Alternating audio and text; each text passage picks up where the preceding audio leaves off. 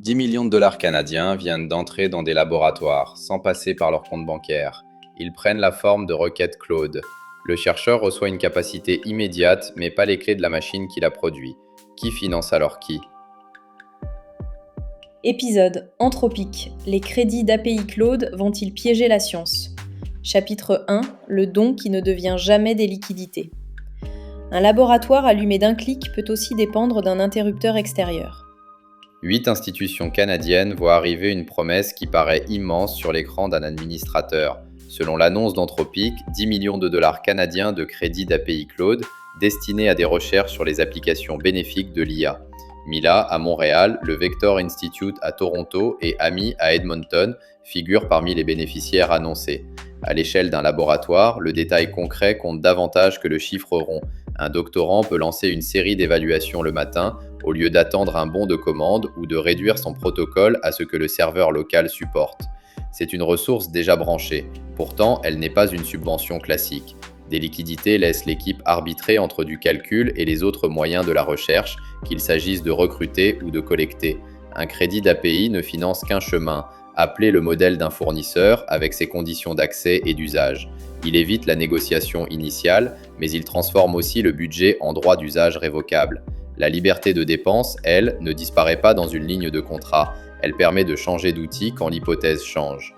La différence semble administrative. Elle dessine en réalité le périmètre de la question que l'on peut poser. Anthropique ne cache pas son intérêt pour le Canada. Dans la même annonce, l'entreprise affirme que le pays se classe au 2e rang mondial pour l'usage de Claude par habitant et que l'usage canadien dépasse de plus de 4 fois ce que sa population active laisserait prévoir. D'après Human Resources Director Canada, Chris Olah est cofondateur d'Anthropique. Il relie cette présence à l'histoire scientifique du pays. Certains des fondements de l'IA moderne sont nés à Toronto, Montréal et Edmonton, et de manière frappante, il en va de même pour de nombreux chercheurs les plus engagés à la rendre sûre. On peut prendre cette ambition au sérieux sans confondre intention et structure. Le geste allège un manque réel de financement et peut accélérer des travaux utiles. Mais il convertit aussi une université en utilisatrice régulière d'une interface privée. La bonne question n'est donc pas de savoir si ce don est généreux ou intéressé. Les deux peuvent être vrais. Elle est de savoir ce qui reste libre lorsque le budget prend la forme d'une porte d'entrée unique. À partir de quel moment un outil offert devient-il l'architecture invisible d'un programme de recherche? Chapitre 2. La dette née de la gratuité. Le premier jeton est offert. Le protocole, lui, apprend vite son chemin.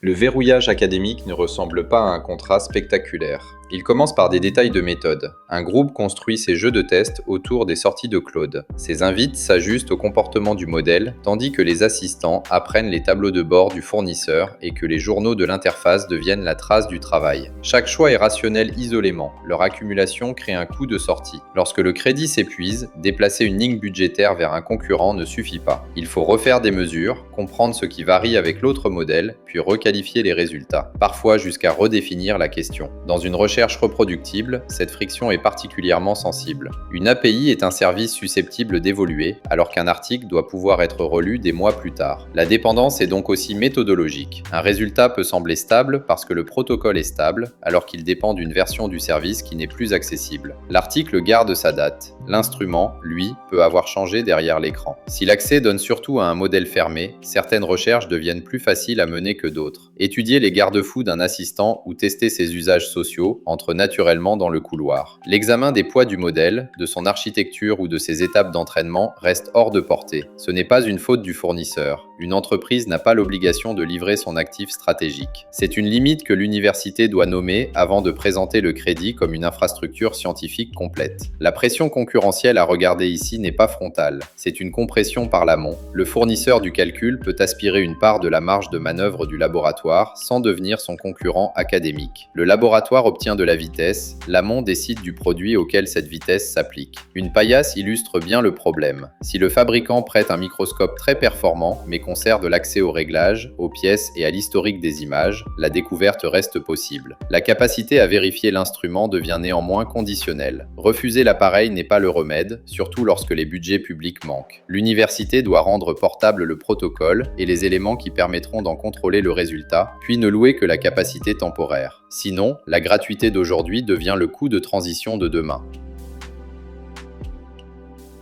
Chapitre 3. Ce que l'entreprise achète vraiment. Un don de calcul achète surtout une habitude de travail. Pour Anthropic, des crédits ne valent pas nécessairement 10 millions de dollars canadiens de trésorerie immédiatement dépensés. Ils représentent une capacité de service distribuée sous conditions d'accès dont le coût économique peut différer de la valeur affichée aux bénéficiaires. Cette distinction ne prouve ni optimisation fiscale ni manœuvre cachée. La note de cadrage ne fournit pas les éléments pour l'affirmer. Elle explique pourtant la force du format. Un don en liquidité quitte l'entreprise et laisse son destinataire choisir un autre fournisseur. Un crédit garde la relation dans le produit.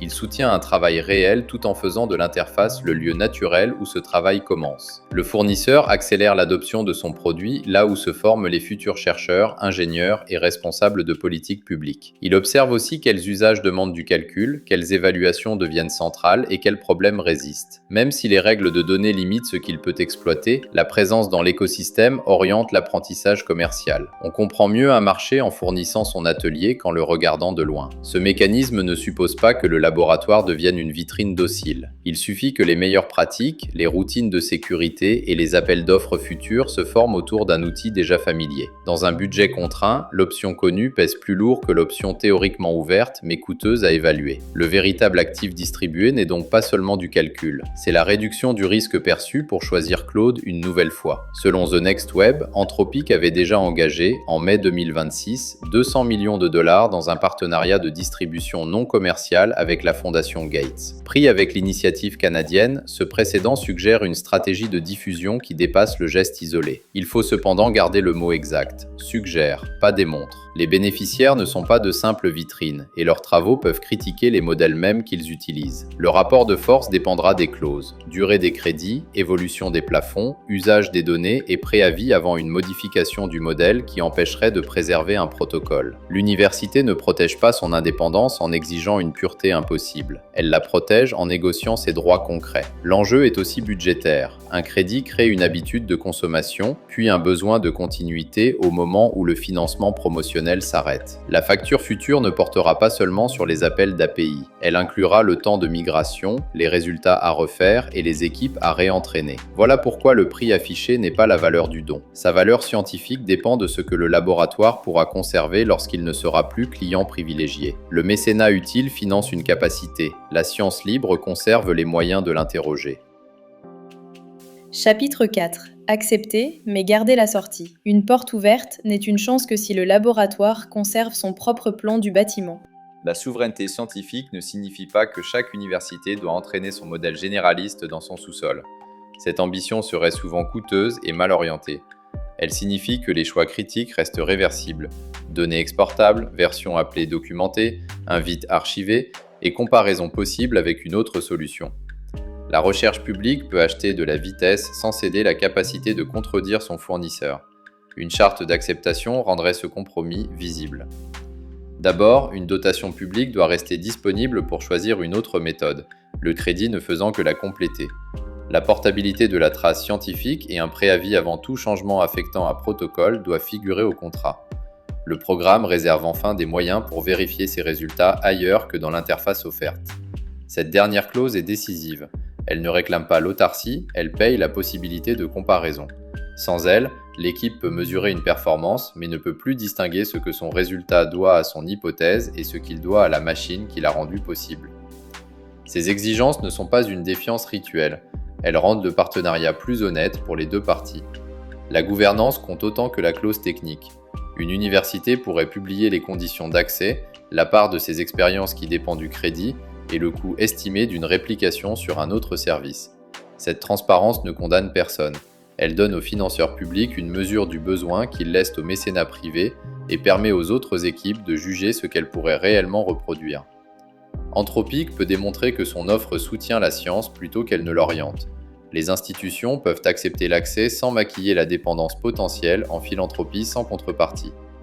Pour un directeur de recherche, la grille tient dans une question moins glamour que la promesse de calcul.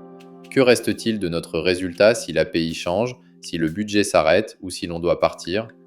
Si la réponse est que les données, le protocole et la comparaison survivent, le crédit finance une expérience. Si tout s'effondre avec l'accès, il finance une dépendance.